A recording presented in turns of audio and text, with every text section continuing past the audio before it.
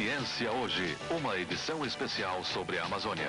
Conheça este complexo ecossistema, um patrimônio que precisa ser preservado. Leia Ciência Hoje, a revista do Brasil Inteligente.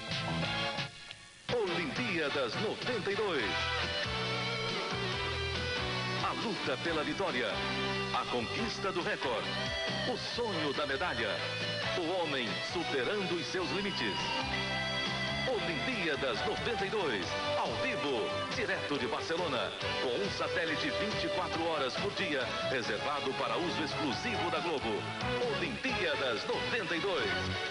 Oferecimento Modes Noturno, 20% mais longo. Puma, Max Mid Qualité. Ouro Vivo, investimento de bolso do Banco do Brasil. Coca-Cola, o refrigerante oficial das Olimpíadas. E Sadia, nós acreditamos no esporte hoje e sempre.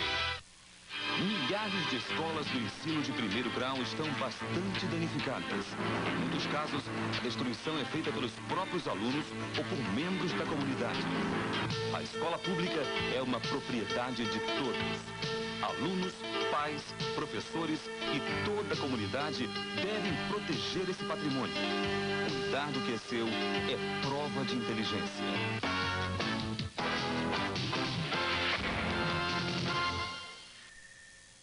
Atenção, emissoras da Rede Globo. 5 segundos para o próximo programa.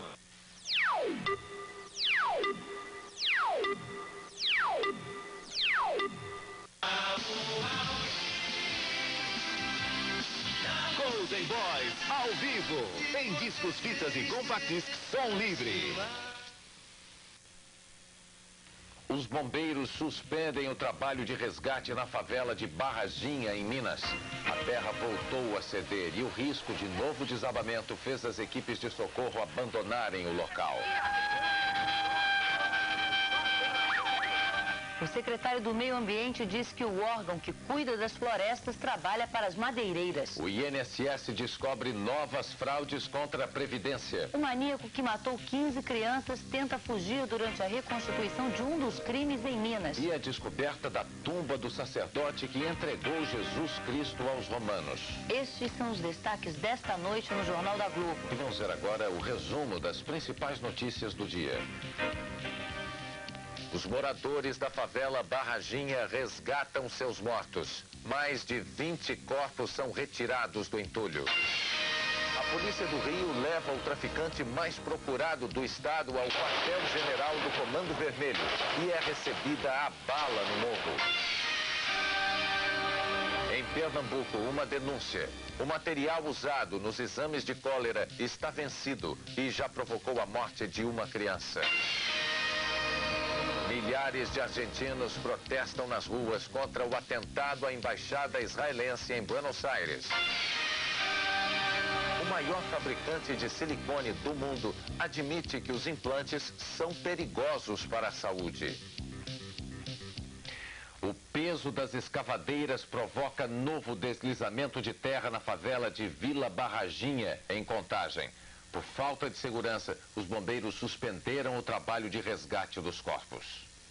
O último corpo resgatado agora à noite foi de uma mulher entre 35 e 40 anos, ainda não identificada. Foram instalados mais de 20 holofotes com geradores para ajudar os bombeiros no trabalho de resgate durante a madrugada.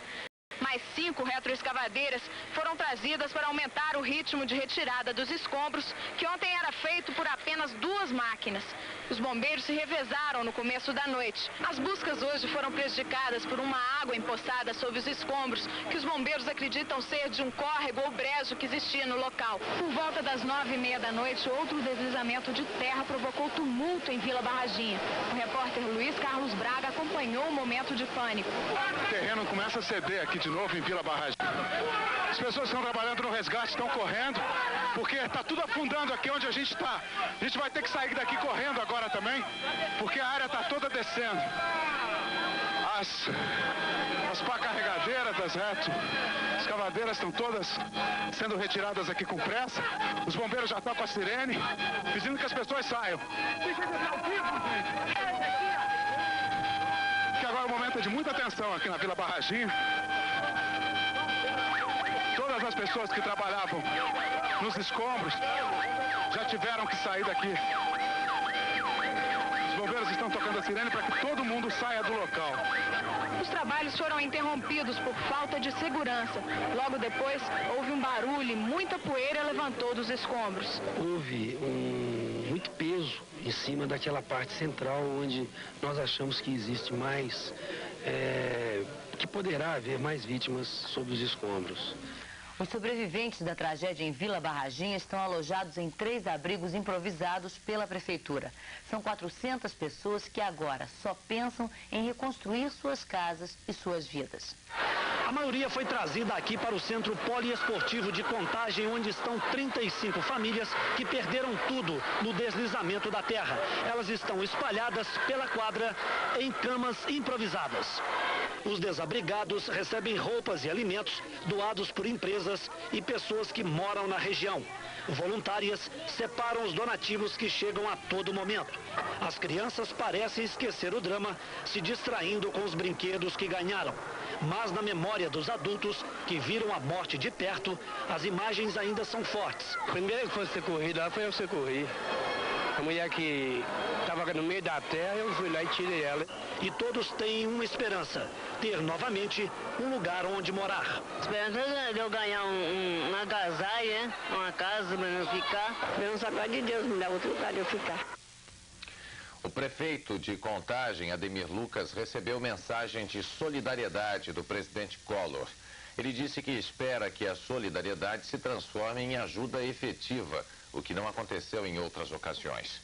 Ademir Lucas se referia à enchente que inundou a cidade no início do ano e disse que o governo se solidarizou e prometeu uma ajuda que nunca foi enviada.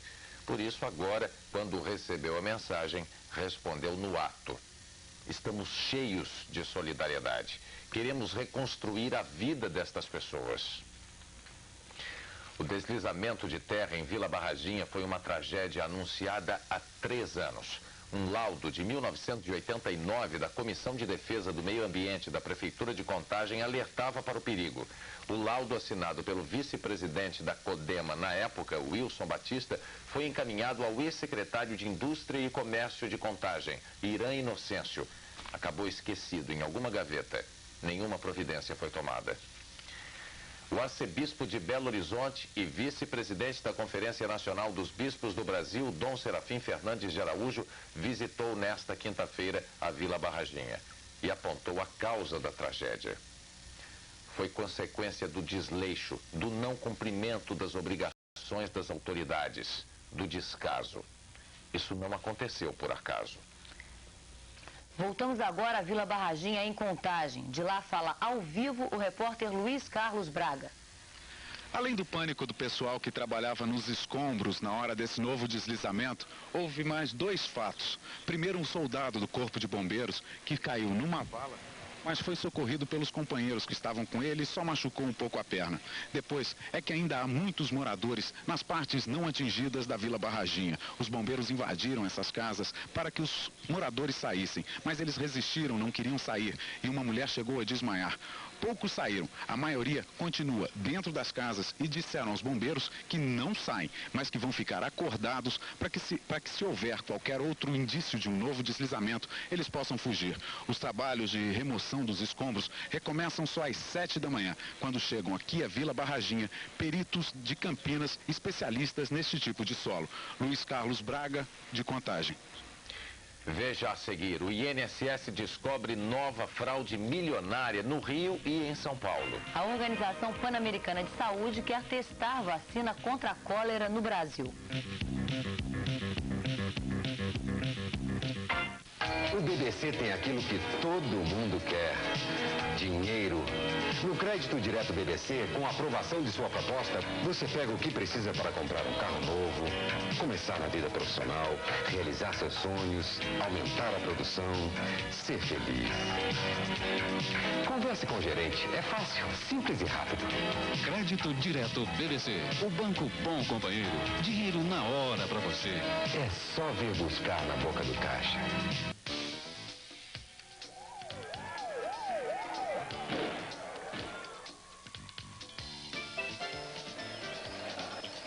Popular é o diário. Em todas as bancas, a imagem viva da notícia. Nem gordurinha demais, nem proteína de menos. Svelte Soy, puro equilíbrio. Nem mais, nem menos. Para evitar o cólera, é preciso muita limpeza. Evite tomar banho em água que você sabe que está contaminada. Não beba dessa água. Lave as mãos com água e sabão antes de preparar os alimentos, antes de comer e depois de ir ao banheiro. Se você não tem latrina, enterre as fezes para evitar moscas, porque elas contaminam tudo. Os alimentos devem ser bem cozidos e preparados na hora. Evite alimentos expostos na rua. Domingo no Fantástico. O Brasil é o paraíso da corrupção? Uma pesquisa de opinião revela o que o brasileiro pensa da corrupção. Você vai saber qual a punição que as pessoas gostariam de ver aplicada aos corruptos. O jeitinho brasileiro faz sucesso no exterior. Uma solução paulista contra a poluição vai ser usada em Nova York. É o relógio que mede a qualidade do ar e que agora vai servir de alerta para os americanos. Esse menino de apenas 9 anos ajudou a fazer o parto da mãe. Os dois estavam sozinhos em casa e não conseguiram ajuda. A repórter Glória Maria conta a história desse pequeno herói de verdade. Você conhece essa música? O nome dele é Freddie Richie. Nasceu na China, mas é português. Canta em inglês e faz sucesso em Miami com a música de Leandro e Leonardo. Domingo no Fantástico. Oferecimento Banco Sudameris. Saia da multidão, seja nosso cliente. O secretário do Meio Ambiente, José Lutzenberger, cria uma comissão de sindicância para apurar irregularidades no Instituto Brasileiro do Meio Ambiente. A comissão, presidida por Luiz Paulo Gastal Tavares, tem 30 dias de prazo para concluir os trabalhos. Homem de poucas entrevistas e conhecido pelo jeito temperamental, o secretário José Lutzenberger decidiu falar hoje de manhã para negar que tivesse pedido demissão do cargo. O secretário disse que vem de dentro do IBAMA a campanha para desestabilizá-lo e denunciou. Aquele departamento dentro do IBAMA que controla as serrarias, as madeireiras, tem até agora trabalhado como sucursal dos madeireiros, entregando guias em branco para o madeireiro assinar. Essas guias são esses documentos do IBAMA que autorizam os madeireiros a produzir, transportar, armazenar e vender seus produtos. Muitas dessas guias desapareceram do IBAMA nos estados e reapareceram nas mãos de empresas irregulares. Esta aqui, por exemplo, foi preenchida a lápis e depois adulterada a caneta. Esta outra aqui teve a data rasurada. Mas existem falsificações ainda mais grosseiras. Guias já preenchidas são mergulhadas em água sanitária e a tinta de caneta desaparece. Depois a guia é usada de novo. Para cada uma dessas irregularidades foi aberto um processo. Ao todo já foram abertas 20 sindicâncias e 82 inquéritos administrativos. 8 funcionários foram demitidos. Segundo o IBAMA, nenhuma denúncia deixou de ser apurada. Hoje, no final da tarde, os funcionários se reuniram numa manifestação de apoio ao presidente do IBAMA. O presidente do IBAMA, Eduardo Martins, não veio trabalhar hoje à tarde. Segundo seus principais assessores, ele entregou a carta de demissão dele ao secretário Lutzenberger ainda no final da manhã. Toda a diretoria do IBAMA também está demissionária. Depois da Assembleia dos Servidores do IBAMA, o presidente do órgão, Eduardo Martins, desistiu de entregar a carta de demissão. A ex-ministra da Ação Social, Margarida Procópio, depõe na CPI que investiga irregularidades na aplicação do dinheiro do Fundo de Garantia e diz que não decidia nada. A ex-ministra Margarida Procópio foi convocada pela CPI para esclarecer as denúncias de superfaturamento na liberação de recursos do FGTS para obras de saneamento no Acre. Mas o depoimento pareceu mais uma sessão em homenagem à ex-ministra, com direito a margaridas e muitos elogios dos parlamentares. Em 5 horas, poucas perguntas foram feitas sobre o superfaturamento. E a todas elas, a ministra deu uma única resposta. A responsabilidade é da Caixa Econômica, que fez a análise técnica do contrato, e do Estado do Acre, que fez a licitação. Naquela época, ministra do Estado da Ação Social naquele momento e gestora do fundo, nós não podíamos intervir nessa situação do Acre, a não ser que a justiça assim tomasse alguma providência. A ex-ministra garantiu que nunca foi pressionada por empresários para aprovar projetos enquanto esteve no Ministério da Ação Social. E diz que vai acionar na Justiça as pessoas que fizeram acusações contra ela. Mas não disse quem. Acabou. Sou uma simples cidadã brasileira, não tenho nenhuma obrigação da não sou mais ministro. Depois dos depoimentos do ex-ministro Magre e da ex-ministra Margarida Procópio, a CPI descobriu que não vai conseguir continuar a investigação sem provas. Por isso, o governador do Acre, Edmundo Pinto, e o presidente da Caixa Econômica, Álvaro Mendonça, só serão convocados para depor na CPI se o Tribunal de Contas da União comprovar que houve superfaturamento. E para concluir o laudo, 2 auditores do Tribunal de Contas, um técnico da Caixa Econômica e um policial federal vão fazer uma visita ao local das obras no Acre. Durante o depoimento, a deputada Célia Mendes, do PDS do Acre, revelou que a ex-ministra da Ação Social, Margarida Procópio, o ministro da Justiça, Jarbas Passarinho, e o presidente da Caixa Econômica Federal, Álvaro Mendonça, sabiam das denúncias de superfaturamento e favorecimento de uma construtora nas obras do Acre. A deputada disse que levou a denúncia aos 3 pessoalmente e por escrito em setembro, antes da abertura das propostas. Segundo ela, a ex-ministra Margarida Procópio e o ministro Jarbas Passarinho teriam alegado na época que nada poderiam fazer por se tratar de uma licitação estadual. Um novo tipo de fraude leva o Ministério da Previdência a intervir no INSS do Rio e de São Paulo.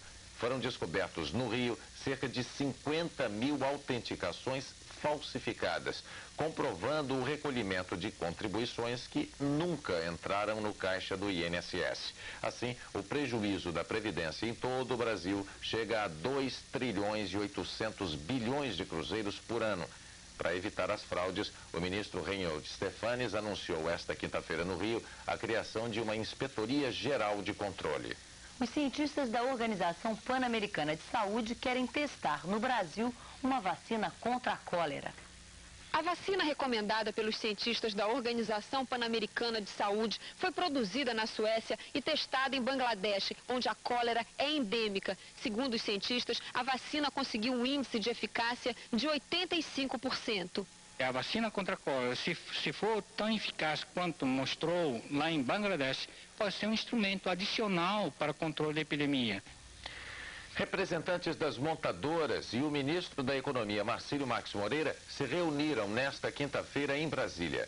Em estudo, a diminuição dos impostos. Joelmir Betting. A redução dos impostos dispensa a apresentação. Quase metade do preço que o consumidor paga na loja vai direto para os cofres públicos. A carga fiscal no governo Sarney simplesmente dobrou a carga fiscal no governo Figueiredo e foi mantida assim até hoje. E com a queda do salário real da classe média, o mercado acabou então capotando. E basta um par de números para documentar o desastre. Em 85, o carro mais barato do mercado valia menos de 50 salários mínimos. Hoje, o mais barato não sai por menos de 150 salários mínimos. Então o resto vai ser discutido semana que vem num seminário de 2 dias em Brasília. Pela primeira vez no Brasil, os bares e restaurantes vão ser obrigados a reservar metade do espaço para quem não fuma. A lei entrou em vigor nesta quinta-feira em Brasília. Ela havia sido vetada pelo governador, mas a Câmara Distrital derrubou o veto. A lei aprovada pelos deputados distritais de Brasília não faz distinção de tamanho. Pequenos ou grandes, todos os restaurantes, lanchonetes e pizzarias do Distrito Federal terão que destinar no mínimo 50% dos lugares aos não fumantes. E estas mesas deverão ser identificadas obrigatoriamente com o sinal internacional de proibido fumar. Os Os restaurantes, lanchonetes e pizzarias de Brasília têm um prazo de 30 dias para se adaptar à nova lei. Isto é, reservar lugares para fumantes e não fumantes. Mas antes mesmo da lei entrar em vigor, ela já está provocando muita polêmica. É democrático, né? Ajuda os dois lados. Ajuda os dois lados. Quem gosta de fumar, fuma. Quem não gosta, não está obrigado a fumar passivamente. Eu me sinto prejudicada, né? Porque eu vou ter que sentar no lugar e os meus amigos que não fumam, logicamente, vão querer sentar todo mundo junto. Então, esse negócio de ficar um pedaço para um lado e um pedaço para o outro, acho que não dá certo. Acho difícil pegar, mas é uma boa ideia. Veja a seguir, o maníaco que matou 15 crianças tenta fugir durante a reconstituição de um dos crimes em Minas. A chuva mata pelo menos 2 pessoas em São Paulo. Já nem sei se gosto de você. Vanderleia é sedução. Gostei, olha aqui, preste atenção. Essa é a nossa canção. Vai embora, vai. E sai da minha vida de uma vez. Vou na capela. Te amo é envolvente. Te amo é sensual. Uma vez você falou que era meu, seu amor. Esta é uma prova de fogo. Você vai dizer que gosta de mim. Preciso te esquecer. Te amo é provocante. O novo disco de Vanderleia. Que vontade de Te amo em LP, cassete, CD, som livre. O circo é uma atividade artística talvez mais importante porque ela reúne uma espontaneidade e ela atinge diretamente o ser humano, a criança, o jovem, o adulto, o velho, independentemente se ele tem uma ligação com alguma atividade artística ou se ele é amante de alguma forma de arte mais erudita.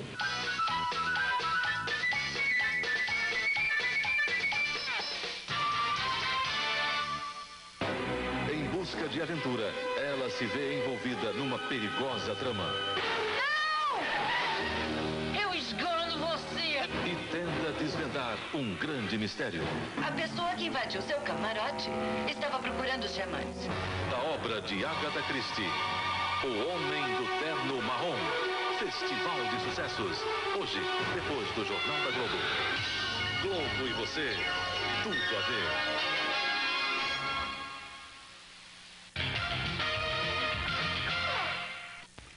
Uma chuva muito forte inunda vários bairros de São Paulo. Pelo menos 2 pessoas morreram. A chuva forte não durou nem meia hora, mas foi suficiente para inundar vários pontos da cidade. A Avenida Pacaembu, uma das mais importantes de São Paulo, ficou assim. A correnteza era forte até nas calçadas. Esse posto de gasolina se transformou num abrigo para os motoristas que fugiam da água, mas muita gente não conseguiu escapar. A chuva trouxe prejuízo, pelo menos para 2 pessoas. O dono desse escorte, que foi arrastado pelas águas sem que ele estivesse dentro, e o dono daquele outro Santana, um carro que foi arrastado 100 metros e só parou porque bateu num poste. No centro, um dos túneis do Anhangabaú ficou interditado. A chuva pegou muita gente de surpresa bem na volta do trabalho. Em alguns pontos da Zona Norte, a água chegou a 1 metro de altura e inundou várias casas. Assim que a água baixou, os moradores começaram a limpeza, enfrentando a garoa para poder dormir. Na Zona Norte, os bombeiros encontraram o corpo de um homem no meio da correnteza. E na Zona Sul, Júlia Maria de Jesus Aguiar, de 76 anos, morreu quando a casa onde ela morava desabou. O maníaco de Niterói, que estuprou 14 crianças no estado do Rio, tenta fugir durante a reconstituição de um outro crime em Belo Horizonte. Marcelo Andrade confessou ter matado um menor em Belo Horizonte. Ele foi levado à rodoviária, onde teria abordado o menino. Segundo Marcelo, da rodoviária ele levou o menor até o Parque das Mangabeiras, onde o matou. A polícia não permitiu que a imprensa acompanhasse a reconstituição do crime no parque. Mas foi exatamente nessa hora que Marcelo tentou fugir. A fuga foi frustrada pela rápida ação da polícia. No local indicado por Marcelo não foi encontrado corpo algum. Marcelo vai passar a noite numa delegacia de Belo Horizonte e nesta sexta-feira vai ser feita uma nova reconstituição do crime. A CBF pune o Flamengo. A FIFA retira o castigo contra o Clube do Rio. Mas a confusão do futebol brasileiro continua. Juca Kfouri. Além de aceitar as medidas da CBF como suficientes, a FIFA comunicou ao Flamengo que estava suspendendo a punição que ela, a FIFA, havia imposto ao clube. Com isso, a FIFA busca evitar duas discussões. Nos tribunais suíços, porque não existe mais o motivo da ação do Flamengo. E, além disso, tenta impedir que cresça a polêmica em torno do monopólio que detém sobre o futebol. Porque os grandes clubes europeus estão arquitetando um mega campeonato da Europa unificada, administrado por eles mesmos, sem intermediários, no caso, a UEFA, a União Europeia de Futebol. É claro que a polêmica só faria esquentar caso o clube mais popular do mundo, o Flamengo, ganhasse a ação judicial contra a FIFA. Só que o Flamengo garante que agora vai processar a FIFA por perdas e danos na Suíça e vai contestar na justiça brasileira a punição imposta pela CBF. Essa, aliás, é a questão desta última década do século XX no futebol mundial. Quem deve ter o poder? As federações ou os clubes? Começou agora à noite o Festival de Teatro de Curitiba, que vai durar 10 dias. A peça Sonhos de uma Noite de Verão, de Shakespeare, abriu o festival, que inaugura o mais novo teatro da cidade, o Ópera de Arame. A Ópera de Arame ganhou este nome porque foi construída com estruturas de ferro e tubos. A obra, inacabada, ainda vai ser revestida com material transparente. Os bancos são de arame. E o teatro tem capacidade para 2.400 pessoas. A ópera é também um espaço ecológico, cercado de árvores e cascatas. O público lotou a noite de estreia do Festival de Teatro de Curitiba com o grupo Ornitorrinco, que trouxe para o palco da ópera a peça Sonho de uma Noite de Verão. A mesma e polêmica peça que escandalizou Nova York quando foi apresentada no Central Park. Mais pelas ninfas nuas do que pela concepção irreverente do texto de Shakespeare. Veja a seguir. Passageiros reagem à bala contra assalto a ônibus no Rio e matam 3 ladrões. E a descoberta da tumba do sacerdote que entregou Jesus Cristo aos romanos.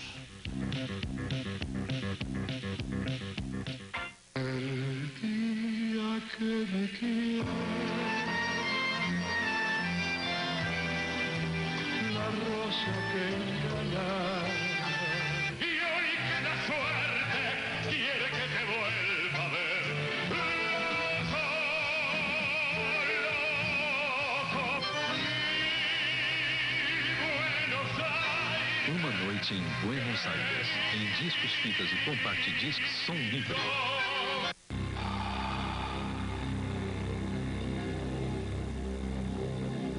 Para vencer, todo o país precisa correr na mesma direção. Os empresários têm que fugir da defasagem em relação aos competidores internacionais. Os trabalhadores devem correr atrás da produtividade.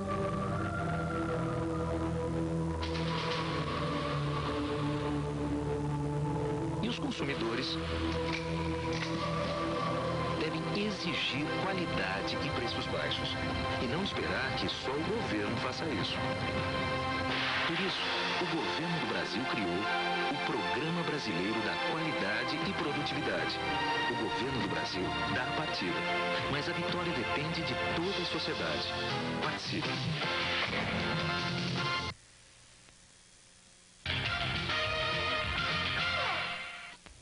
Dois assaltos em ônibus esta noite no Rio deixam como saldo 3 assaltantes mortos e outros 2 baleados. Os autores dos disparos foram passageiros que desapareceram no meio da confusão. Na Tijuca, na zona norte da cidade, os disparos foram certeiros. O ônibus estava cheio, mas os tiros só acertaram 3 dos assaltantes. Outros 3 conseguiram fugir. Em Botafogo, na zona sul, um dos assaltantes baleados foi levado para a delegacia. O outro, mesmo ferido, ainda não foi localizado. Quando desceu o viaduto ali de Botafogo, eles desceram. Quando ele desceu, eu gritei. Eu falei, eu vou correr atrás do prejuízo. O rapaz desceu e atirou em cima deles. Agora as notícias internacionais.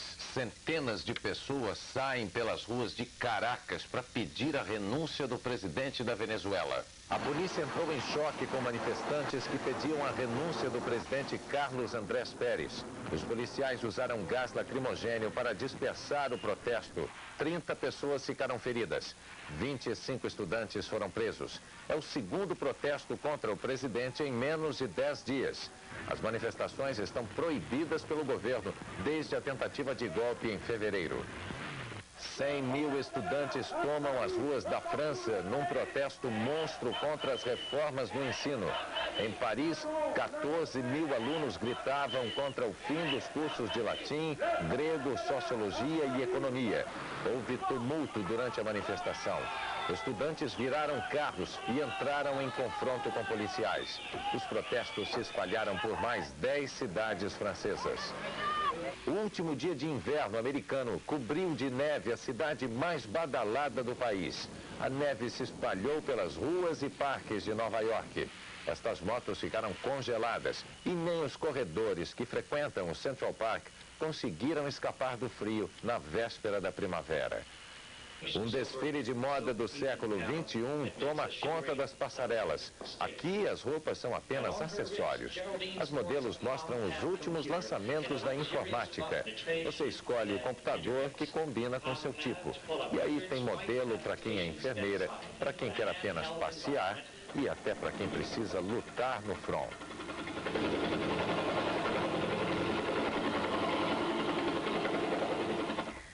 Os Estados Unidos admitem que têm planos para atacar Saddam Hussein se o Iraque não destruir as armas nucleares, químicas e biológicas. O jornal The New York Times revelou que o Pentágono já entregou ao presidente Bush vários planos militares para uma campanha de bombardeio gradual.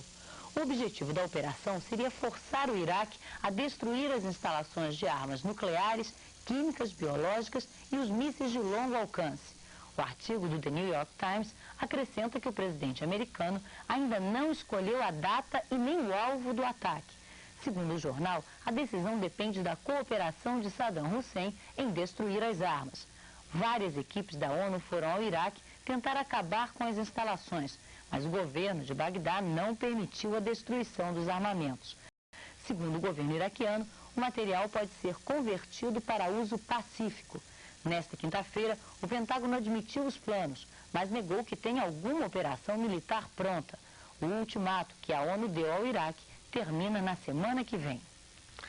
Mais um candidato a candidato desiste da corrida à Casa Branca por falta de dinheiro. O democrata Paul Tsongas, que foi a grande surpresa nas primárias de New Hampshire, dá adeus ao sonho de ser presidente. Para Paulo Francis, a saída de Tsongas é uma perda. E agora os americanos não têm outra saída. Ou votam em George Bush ou no campeão de escândalos, Bill Clinton. Com a desistência da campanha presidencial de Paul Tsongas, é quase certo que em novembro teremos Bill Clinton contra George Bush. É uma pena. Tsongas tinha o melhor programa de todos os candidatos, melhor do que o de George Bush. Em pesquisas de boca de urna, 80% das pessoas instruídas votaram nele. Infelizmente, essa minoria não elege presidentes. Bill Clinton é sulista. Os democratas perderam totalmente o Sul em 5 das últimas 6 campanhas presidenciais.